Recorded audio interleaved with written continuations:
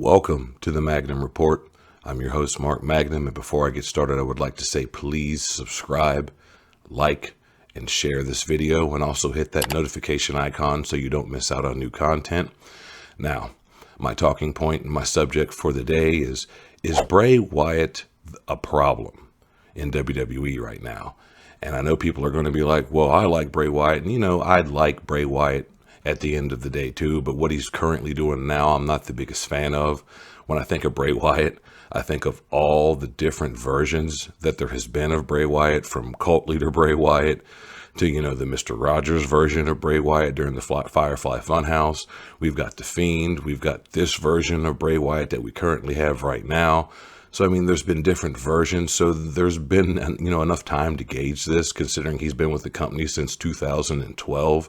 So, he's had a lot of time on the main roster to showcase what he has. And I think in the beginning, when he was the cult leader, I think that was good stuff with him and the Wyatt family and all the stuff that they did in that group. I think that's when we look at all the factions in the history of WWE, I think that one sometimes gets overlooked when you think of the Shield and the Bloodline and other factions like Evolution and just a lot of the big name factions, DX, that were, the Nation of Domination. There was a lot of different factions that they've had in this company. And sometimes I just think that the Wyatt family gets overlooked. And I want to make sure that that's not, getting overlooked. But I think that at the end of the day, though, what he's doing right now, I'm not the biggest fan of. And, I think of the cult leader Bray and the Wyatt family being the best thing. And, at first, the Fiend was even pretty good in 2019 when he first started in his first match against Finn Balor at SummerSlam. I thought that was a very good match. But then we got to Hell in a Cell that same year against Seth Rollins for the Universal title, and we did not get the same result. And that kind of soured us all on the Fiend. It kind of soured us on Bray Wyatt. And I don't think he ever came back when he was the Fiend at that point. And it kind of hurt him going forward. And I hate that for him because, like I said, I do like Bray Wyatt. I'm not trying to come on here and sound like I'm hating on him or, trying to throw shade at him or anything like that. But when I look at what he has been and I think of what he is now, it's not what it used to be for me. I'm not as enthralled watching him. I'm not as entertained as I once was watching him. And I think that's a problem. His promos are confusing. His rivalries right now in matches lately are kind of a disappointment. And, that's my thing. Because I know when they had announced, or when he announced a couple of weeks ago on SmackDown that whoever won between Lashley and Lesnar at Elimination Chamber needs to run. I don't know about you guys, but I know I kind of groaned to myself like, oh God, like not Bobby Lashley or Brock Lesnar. And, you hear the reports that Brock wanted nothing to do with it. And I can see why, because since the Fiend and that Hell in a Cell matchup that him and Seth Rollins had in 2019, it seems like anybody that, has a match with the Fiend, or even since then, Bray Wyatt, it does something to them, and not necessarily in a positive light. Like Seth Rollins, it kind of hurt him. It went from him being a babyface to where it kind of turned him heel. And you just look at all the people that he's faced throughout that time when he was the Fiend after that Hell in a Cell match, and it seemed like everybody that he wrestled, it seemed like it killed them. Even the Randy Orton rivalry that they had where Bray Wyatt got set on fire, all of that was... It didn't work, I don't think, for anybody. It didn't do, Bray Wyatt any favors. It might have done Alexa Bliss a few favors, but it didn't help him, and it didn't make me want to see what the Fiend was going to do next or what Bray Wyatt was going to do next. And I think that's a problem, and a big problem at that. And at this point now, you look on the internet and fans are split on whose side they're on. There's some people that are for Bray Wyatt and there's some people that are against.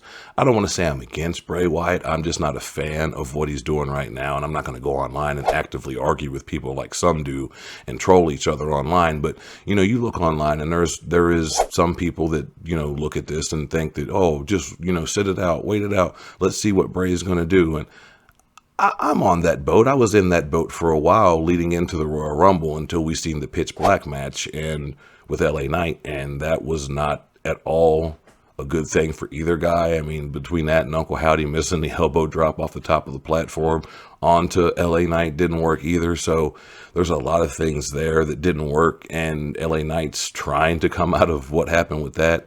But just that right there, like, I tried to hold out, all my, hesitations, and I was trying to be optimistic. All right, let's see what this pitch black match is after months and months and months of build, 4 months of Bray Wyatt coming out and cutting promos, and they were cryptic, and, follow the rabbit thing, the QR codes were all cool leading into him coming back. But since he's returned, he's not drawn my interest. He's not, like I said, that entertaining to me. I still appreciate him as a talent, but as an actual,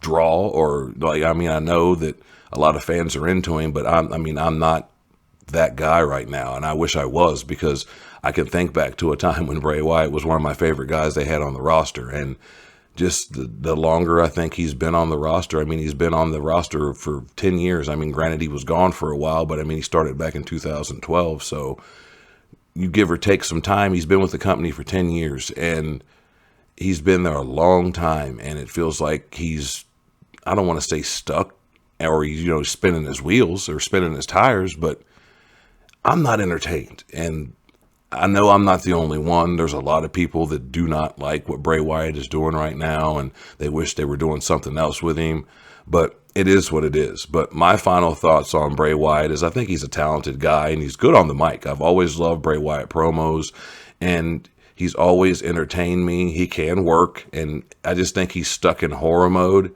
And I know he sells a lot of merchandise, but eventually the bell has to ring. And I know for a lot of people, they're all about, some people are about the sports entertainment part of wrestling. And I understand that. Me, as a guy that wrestled for 12 years on the indies, I'm sorry, I'm more of the wrestling. When I worked indie shows, it was all about, you might have 2 decent promo segments the entire show, but we've got to get 5, 6, 7 matches off in 2.5 hours. We don't have time for all this, talking and promos and setting up angles. Let's do all our work in the ring. Let's tell the story in the ring, and not so much promos and things like that. And I feel like that the first 4 months of Bray Wyatt's return, that's all that was. And watching the product from week to week, that's all it is, talking. And he's good at that. I'll give him that. But his matches lately, even before he came back, the fans were, everybody had their reservations on certain matches, and it changed things. And then him against Goldberg, there's just been so many things that have happened with Bray Wyatt that leave a sour taste in some people's mouths. And I'm one of those guys, and I've tried to be optimistic. I've tried to hold out hope. I've tried to have faith in Bray Wyatt's vision and the company's vision, and I'm just not sold on it. But anyway, you tell me what you guys think. Comment in the comments. Do you think that Bray Wyatt is a problem? Do you think he's fine? Do you think that, maybe I'm overreacting? Or do you think that maybe he needs to try a different gimmick, maybe go to something else? Or do you think what he's doing is working? But anyway, like I said, comment in the comments. But before I do get off here, I would like to say, please subscribe to this channel, and also subscribe to my other podcasts that I do with my boy, the Cisco Kid, the Mark and the Fan Wrestling Podcast, where we talk about all things wrestling from back in the day to present day. We talk about it all. So subscribe to that channel and subscribe to this channel. This has been another edition of the Magnum Report. Thank you for watching, and I'll see you next week.